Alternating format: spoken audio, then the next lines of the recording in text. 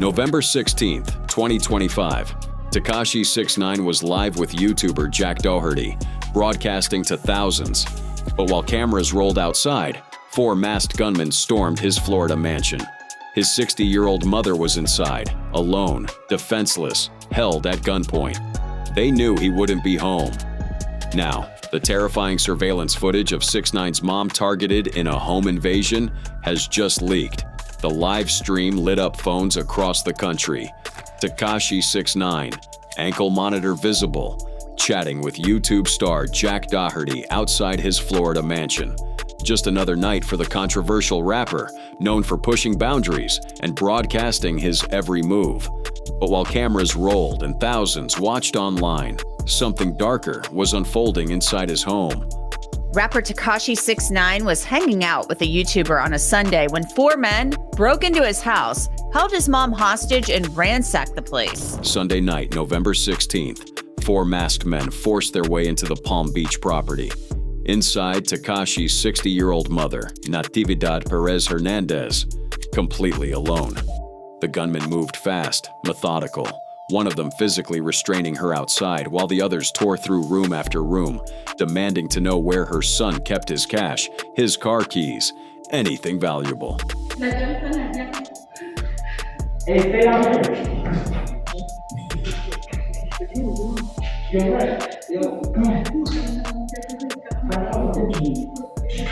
The surveillance cameras captured every terrifying moment.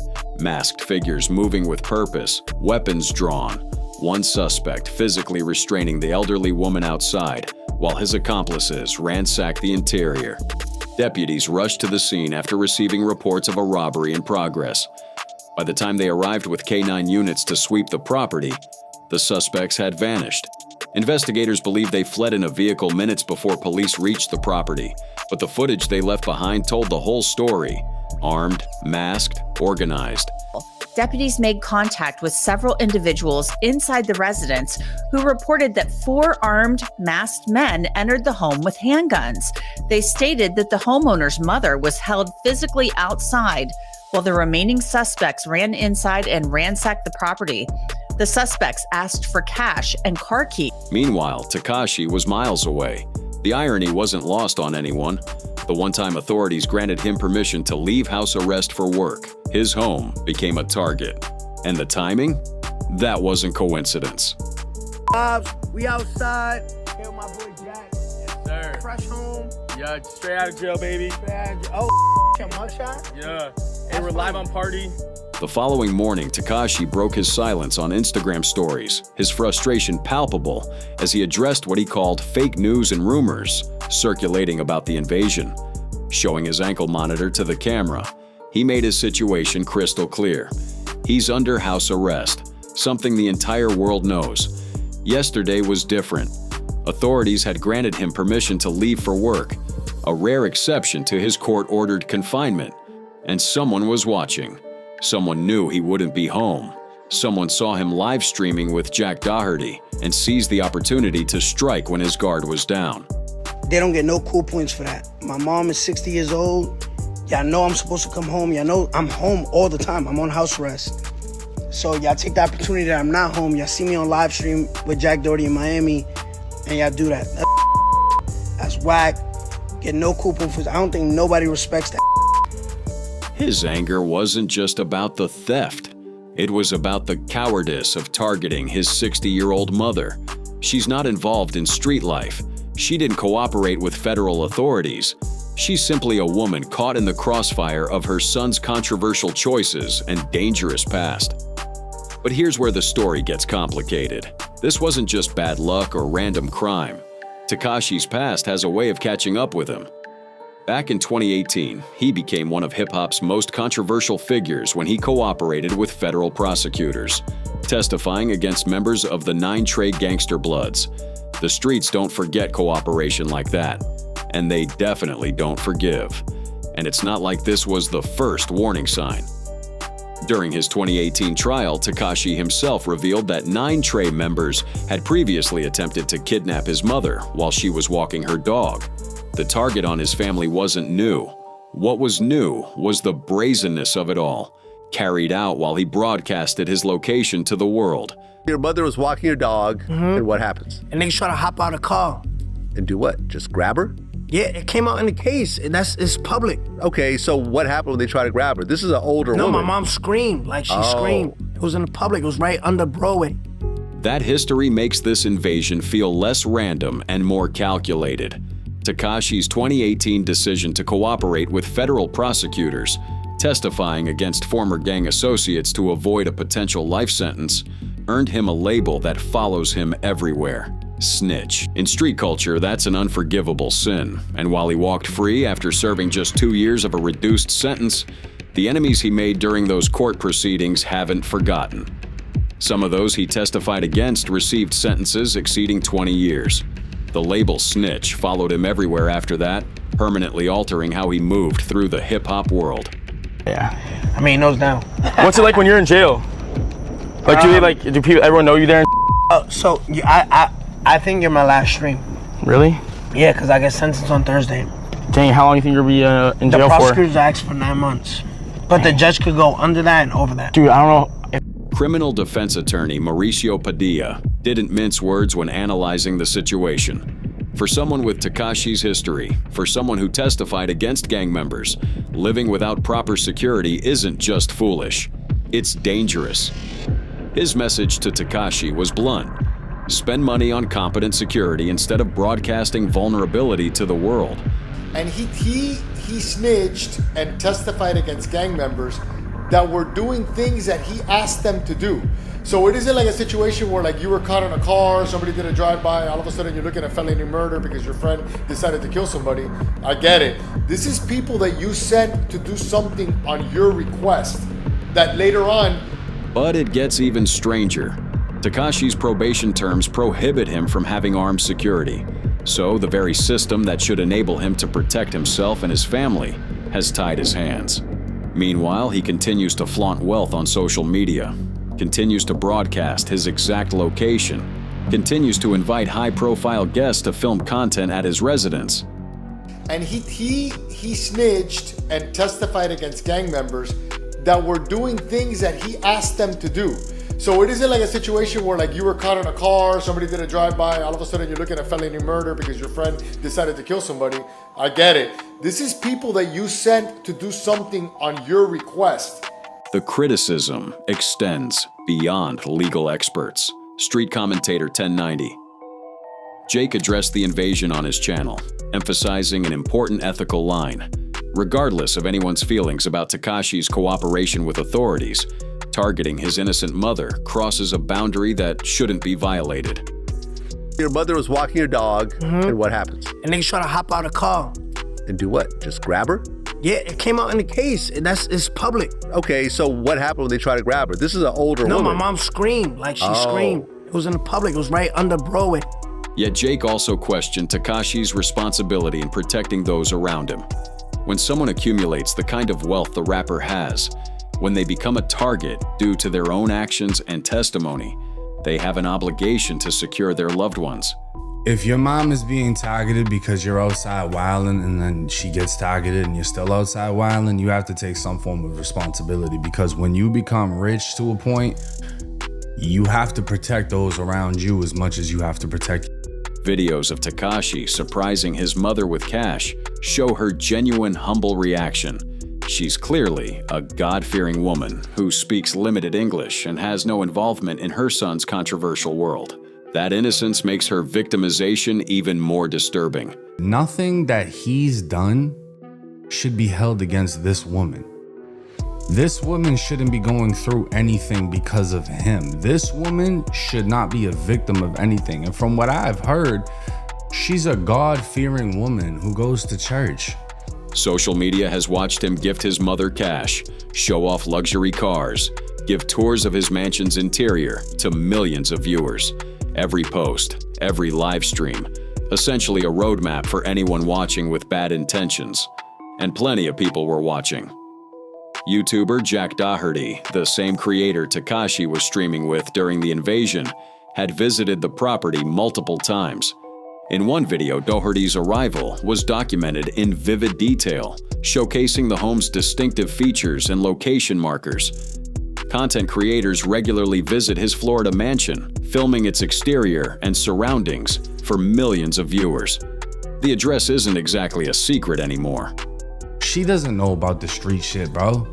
I don't even think she speaks English. She just sees her son has become a superstar and he's gifting her. He's actually doing what a son is supposed to do. In this situation, he's staying loyal to the person that stayed loyal to him throughout his entire life, and that's his mother. This pattern of oversharing creates a dangerous blueprint for anyone planning to strike. When combined with his admission that he can't legally employ armed security due to probation restrictions, Tekashi has essentially advertised himself as a high-value, low-security target. The criticism wasn't just about security failures, it was about responsibility. When you choose a lifestyle that makes you a target, when you cooperate with federal authorities against violent gang members, when you continuously broadcast your wealth and location to millions, you're not just putting yourself at risk, you're putting everyone around you in danger. And perhaps most disturbing, this property had already been on law enforcement's radar. Federal agents had raided this same residence earlier in the year, discovering cocaine and ecstasy in Tekashi's bedroom cabinet. That raid led to probation violations, guilty pleas, and a sentencing hearing, scheduled for just days after this home invasion. The same Florida property has become a focal point of law enforcement attention and criminal interest. A dangerous combination. The coincidences were piling up. A rapper on house arrest, violated probation, facing potential prison time, his home raided by feds, then targeted by armed gunmen. The timeline read like something out of a crime thriller, except this was real life. And the victim was a 60-year-old woman caught in the middle of her son's complicated past. On The Breakfast Club, hosts discussed the broader implications of this incident, with Charlemagne the God offering a sobering observation about celebrity vulnerability and family safety. Yeah, I don't wish that on nobody. Yeah, home breakings, You know what I'm saying? there's no cool points for home breakings, not at all. And yeah, and doing that to his mom. But there's a lesson to be learned, and the lesson is simple. You make everybody a target when you're a target. Yeah. It's really just that That is simple. factual. The lesson is uncomfortable but true. When you become a target, everyone around you inherits that danger. Your choices create consequences that ripple outward, affecting people who never asked to be involved in your battles or your lifestyle. But here's what makes Sunday's invasion particularly calculated. The suspects clearly knew Tekashi's schedule. They understood he was on house arrest. They monitored his social media closely enough to recognize when he had rare permission to leave. And they acted precisely when the house would be most vulnerable, occupied only by his elderly mother. That level of planning suggests someone who had been watching, waiting, studying his patterns through every Instagram story, every live stream, every public appearance. This wasn't random violence. This was precision. So what motivated this specific invasion? The theories are troubling. First, pure financial opportunity. Tekashi constantly flaunts expensive cars, jewelry, and stacks of cash on social media. He's broadcasting wealth while admitting he has no security. For professional criminals, that's an open invitation. Second, and more sinister, retaliation. His cooperation with federal prosecutors resulted in lengthy prison sentences for multiple 9 Trey Bloods members. Some received over 2 decades behind bars. Those convictions created enemies who may see terrorizing his family as payback, even years later. This wasn't just robbery. It might have been a message. The contradiction is staggering. A man whose testimony helped send gang members away for decades, who knows he's a marked target, forced to live exposed. Meanwhile, his social media presence continues feeding information to anyone watching with criminal intent.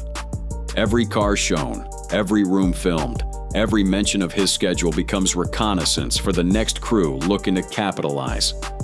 What happened to Natividad Perez Hernandez wasn't just a crime. It was the inevitable result of decisions her son made years ago, choices that continue echoing through both their lives. The streets have long memories.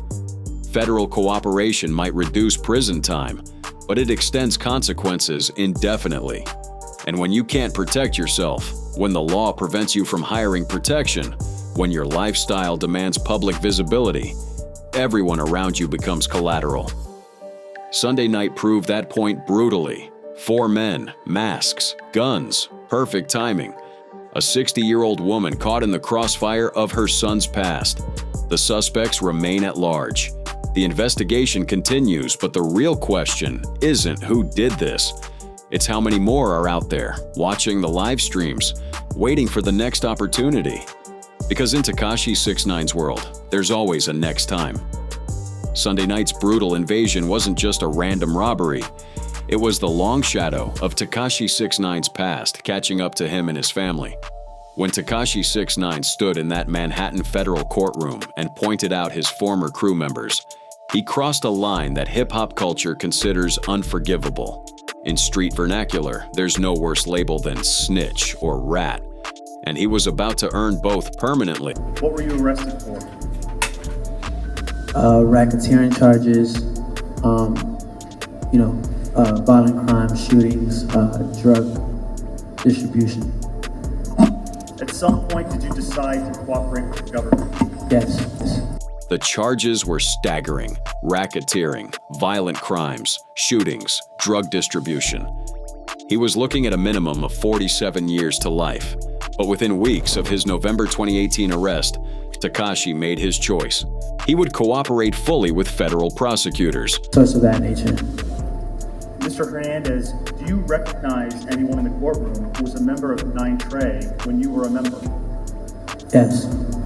Who do you recognize? And if you can identify that person, could you identify where they're sitting in an article of clothing that the person may be wearing? Inside that courtroom, Tekashi didn't just confirm his membership in the 9Tre Bloods. He became the prosecution's star witness. He identified gang members by name. He pointed them out sitting in the courtroom, describing what they were wearing. He detailed violent crimes, drug operations, and criminal conspiracies with precision that prosecutors dream about. The testimony was devastating. He explained the lyrics in Gummo and Kuda, confirming they referenced real gang activity and rival blood sets. He named Trippie Redd as a member of a different faction. He implicated Jim Jones, dismissively calling him a retired rapper. He called out Cardi B's gang affiliation. He admitted ordering a shooting of Chief Keef. Every name he dropped gave prosecutors another thread to pull. Every detail he provided became evidence in a sprawling federal case. His cooperation wasn't partial or reluctant. It was comprehensive and enthusiastic. He gave them everything they needed to dismantle 9Tre completely. The results spoke for themselves. 9 members pleaded guilty. 2 went to trial and were convicted. Decades of gang infrastructure collapsed under the weight of his testimony. From the federal government's perspective, Tekashi's cooperation was a resounding success. But in hip-hop culture and street politics, what he did was unforgivable. Snitching isn't just frowned upon.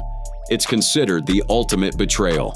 The code is absolute. You handle your business, you accept your consequences, and you never cooperate with law enforcement. Period.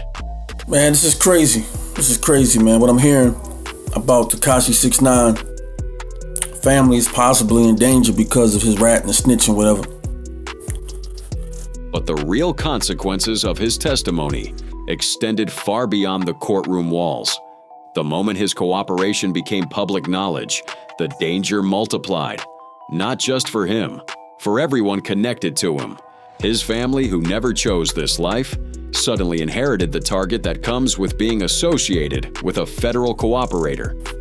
You know, they should have known that if he was about that life,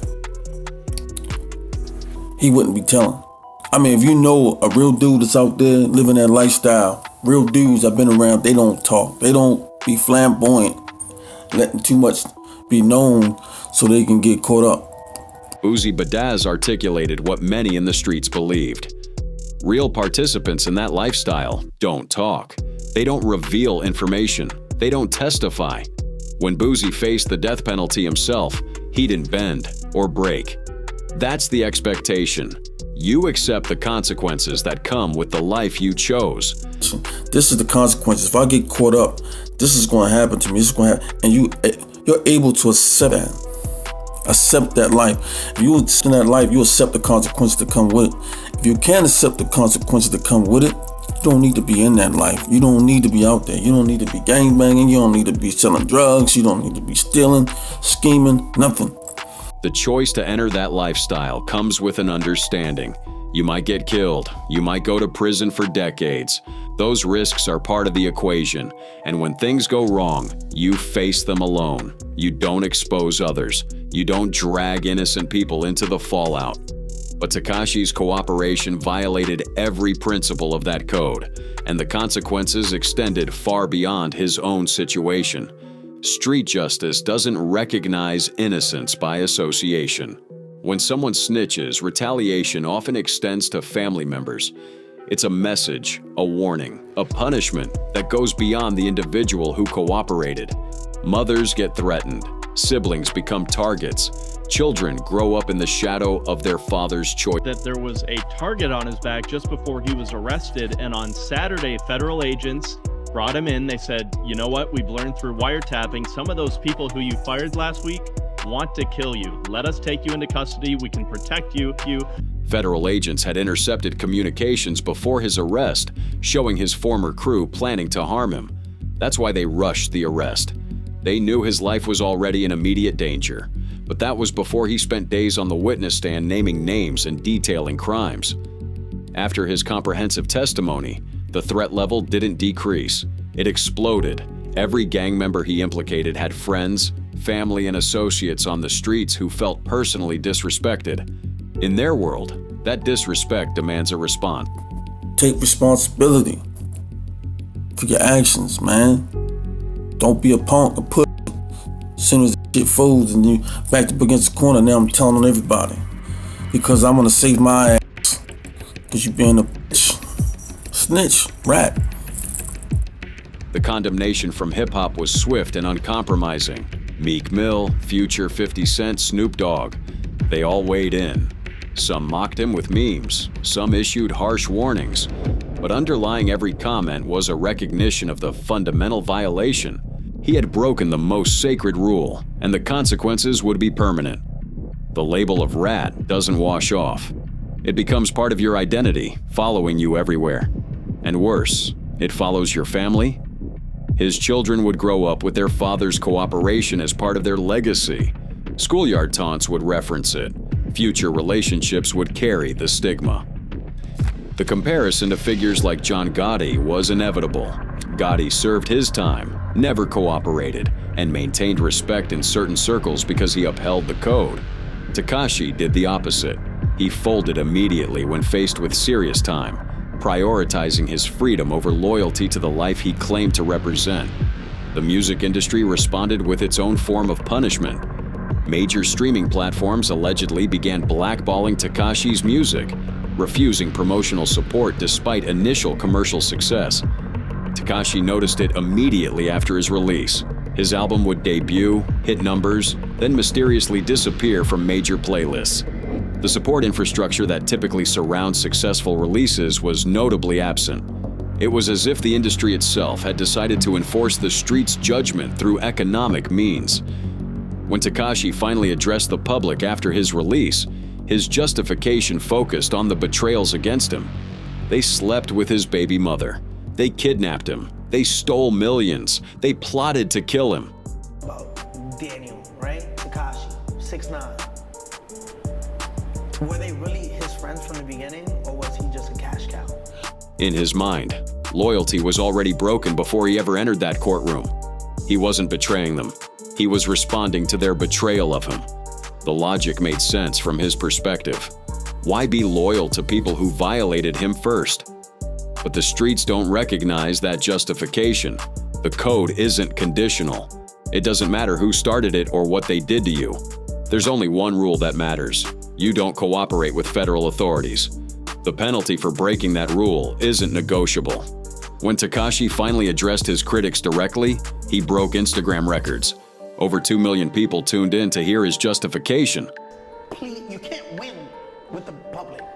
You just have to be yourself, and people hate that I'm myself, and I'm comfortable in my own skin to say, you know what, yes, I did cooperate, and I'm proud that I cooperated because you would do the same. His defiance was remarkable. He felt he did the right thing and refused to apologize for it. But that defiance came with a cost that extended beyond him. His mother didn't kidnap him. His siblings didn't plot against him. His children didn't steal from him. Yet they inherited the consequences of his response. When the judge offered him witness protection, it wasn't a casual suggestion. It was recognition of the mortal danger he faced. The federal government understands what happens to cooperating witnesses in gang cases. The threats aren't theoretical. They're immediate, persistent, and often fatal. But Tekashi reportedly planned to reject witness protection.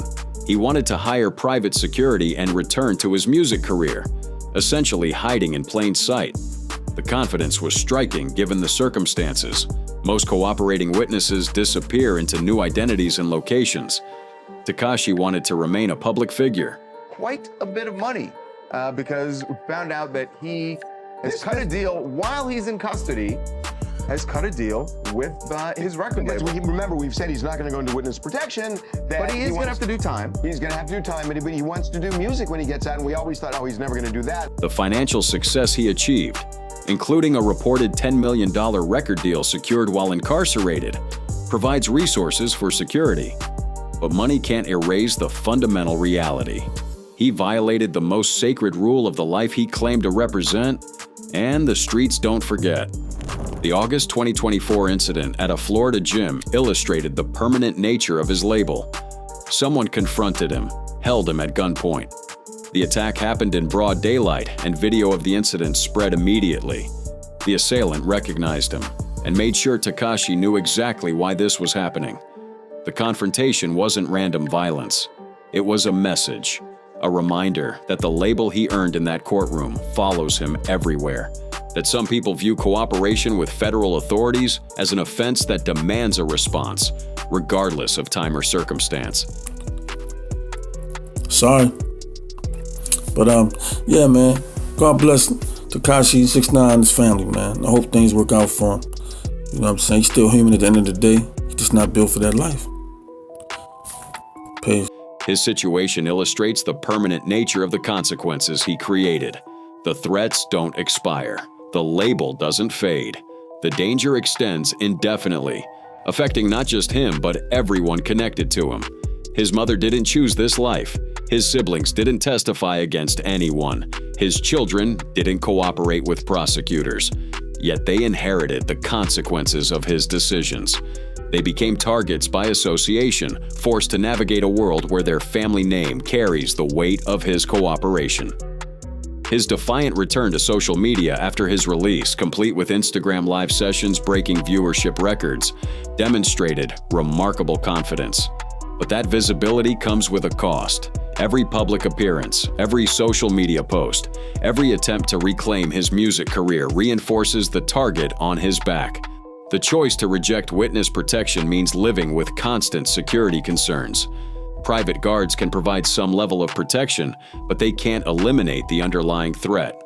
They can't change the fact that his cooperation created enemies who view retaliation as a matter of principle. For his family, the danger is even more insidious. They didn't sign up for this life. They didn't benefit from the money or the fame that came with his gang affiliation. They didn't make the choice to cooperate with federal authorities. Yet they face consequences that might follow them for decades. Tekashi's courtroom cooperation may have kept him out of prison, but it didn't shield him from the storm of controversy he'd built throughout his life. From legal troubles to public feuds, his past would continue to define him. 6ix9ine's story reads like a cautionary tale about fame, loyalty, and the dangerous game of manufactured controversy. From viral sensation to federal informant, the rainbow-haired rapper's journey has been nothing short of explosive, and its final chapter may be the most dramatic yet. The story of 6ix9ine proves one brutal truth. Sometimes the same chaos that makes you famous is the chaos that destroys you. This is a man who built an empire on controversy, who turned being hated into millions of streams, who made trolling his entire brand. But when the cameras stopped rolling and the courtroom doors closed, the price tag became crystal clear. Let's start where it all fell apart. The moment everything he'd built came crashing down. November 2018, federal agents moved in with an 8-count indictment, racketeering, firearms charges, violent crimes in aid of a criminal enterprise. The charges weren't just serious, they were potentially life-ending. 6ix9ine faced up to 47 years behind bars if convicted on all counts. The rainbow-haired rapper, who'd trolled his way to the top of the charts, was suddenly staring down the barrel of spending the rest of his life in prison. Here's the thing about RICO cases. They're designed to catch everyone in the net. Born from 1970s legislation targeting the mafia, RICO charges don't require you to personally commit the crimes. Just being part of an enterprise that commits racketeering offenses is enough.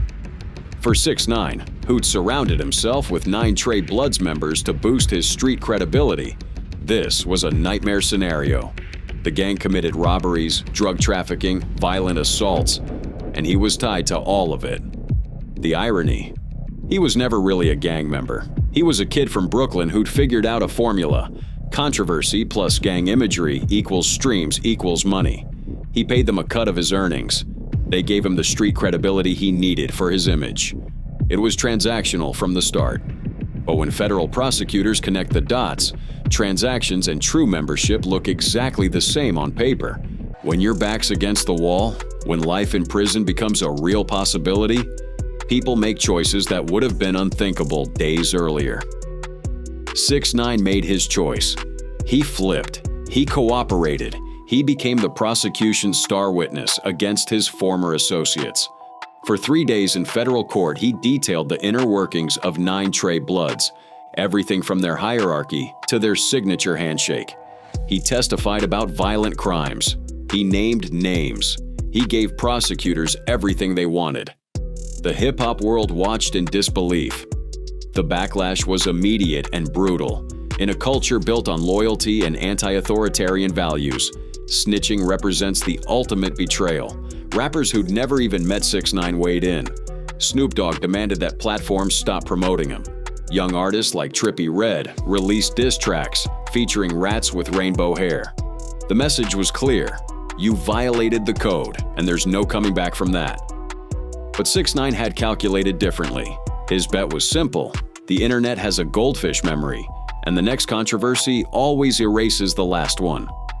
January 2020, sentencing day. Prosecutors had promised leniency in exchange for cooperation. 6ix9ine received 2 years, with credit for time served.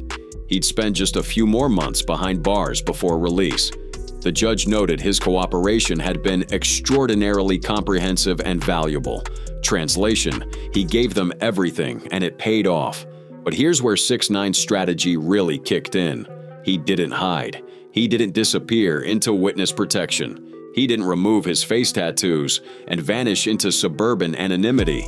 Instead, he doubled down on being 6ix9ine. April 2020, COVID concerns led to his early release. He was put on house arrest with an ankle monitor. Most people would have taken that time to reflect, to rebuild quietly, to figure out their next move away from the spotlight. 6ix9ine went live on Instagram instead. Millions tuned in to see what he'd say, how he'd explain himself, whether he'd show remorse or defiance. May 2020, less than a month after release, he dropped Gooba. The music video became the most watched hip-hop video in YouTube history within 24 hours, 43 million views. The clip featured 6ix9ine literally transforming into a cartoon rat mid-video, reclaiming the insult before anyone else could use it against him. It was Eminem's final battle in 8 Mile. Say everything they're going to say first, and it can't hurt you. The strategy worked, at least in terms of numbers. Hundreds of millions of streams. Chart success. Continued relevance despite being one of the most hated figures in hip-hop. He'd turned snitching into a brand, hate-watching into a revenue stream. But the legal troubles didn't stop just because he was out. The confrontations continued on podcasts and social media platforms. He went head-to-head with Jim Jones, with Wack 100, with anyone willing to debate street codes and loyalty. These weren't friendly discussions about music. They were heated arguments about fundamental questions of credibility and manhood in hip-hop culture. The confrontation that became most defining came during a heated debate between 6ix9ine and industry veteran Wack 100. where questions about authenticity and street credentials took center stage. Grew up in Bushwick, Brooklyn. How many fights you had behind it? How many fights you had behind that flag? I got 100-something. My first 40 fights was Rat Packs. The tension was palpable as Wack 100 pressed the rapper on his gang affiliation, forcing 6ix9ine to address an uncomfortable truth about his past. Blood. You waving this flag. No, but I wasn't a blood before I got to know Shotty and all when did you become a... See, getting to know a blood don't make you a blood. No, all right, so now let me tell you. This admission cut to the heart of 6ix9ine's entire persona. The rainbow-haired provocateur who'd built an empire on street credibility was now acknowledging what many suspected all along. His gang ties were a calculated career move, not a lifestyle choice. Wack 100 wasn't about to let that slide. The high 020. Until you can't run no more. The high 020. You got out in that real street and you got out. The high 020. It's a yes or no question. No, I'm saying yeah. Did you get out? So who'd you get out with? You know who the niggas were. No. That's what I'm saying. And it never got to that point. So that's why you ain't from 9 Trey. Okay, all right. So you associating with the 9 Trey. The distinction Wack 100 was making wasn't just semantic. It was foundational to understanding 6ix9ine's eventual downfall. In the world of street organizations, there's a difference between being in a gang and using a gang for clout. 6ix9ine had essentially been a paying customer, not a soldier. His money bought protection and street credibility for his music videos, but it didn't earn him the loyalty that comes with true membership. Okay. Put on and initiated properly to that neighborhood. And your money is not your put on. Okay, so I was never blood. You was associated. But 6ix9ine had his own definition of what being real meant. To him, his willingness to stand alone after being betrayed proved his authenticity more than any gang initiation ever could. It's nothing wrong with being a civilian. I put it like this way. I think you did a great job. Hold on. I bet you I was realer than every one of those 9 Trey members. Listen, I bet you that. Did you just hear what I just said? Did you just hear what I just said? His argument was simple. Everyone talks about loyalty until they're the ones facing life in prison. Everyone claims they'd never cooperate until they're actually in that position. And when it came down to it, his crew had betrayed him first. This is where the story takes its darkest turn. 6ix9ine's relationship with the 9. Trey Bloods wasn't just transactional. It became dangerous. The people he'd paid for protection and credibility eventually turned on him in the most violent way imaginable. July 22nd by my own crew. Did you know that at the time? Yes. Okay. Like it's on video. I'm saying, yo, Harv, chill, son, Harv, chill. So I knew who it was. That kidnapping changed everything. When your own crew, the people you financially supported, holds you hostage, the traditional rules of loyalty become meaningless. 6ix9ine's decision to cooperate with federal authorities stemmed from this betrayal.